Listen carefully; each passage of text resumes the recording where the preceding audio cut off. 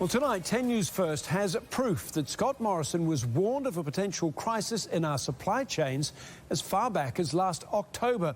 And it wasn't just once. The Transport Workers Union twice wrote to the Prime Minister warning of potential catastrophe. The response was a letter back from a Scott Morrison staffer telling them not to worry.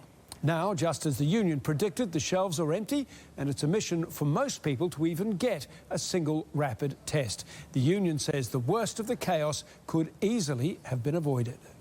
COVID isolations from surging cases have crippled the supply chain, from the farmers, manufacturers and ports to the supermarkets. No one has a crystal ball on these things. But he was warned. So this is not ignorance, this is arrogance, and that arrogance is hurting Australia. In an email that was sent from the Transport Workers Union to the Prime Minister on the 27th of October last year, they urged act immediately to secure sufficient national supply of rapid testing kits.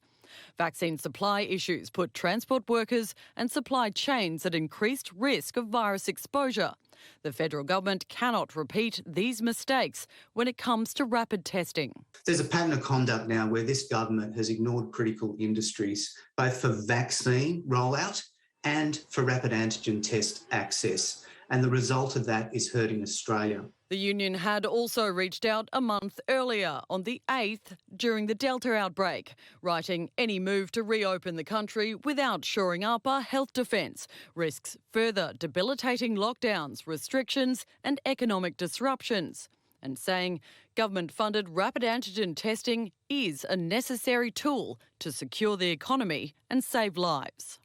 The reply from the minister assisting the Prime Minister came almost 2 months later. As restrictions ease and vaccination rates increase, he wrote, the need for industry-specific measures is reducing, adding rapid antigen testing is not currently intended to replace PCR testing. Correspondence after correspondence to him saying you must do this for transport supply chains.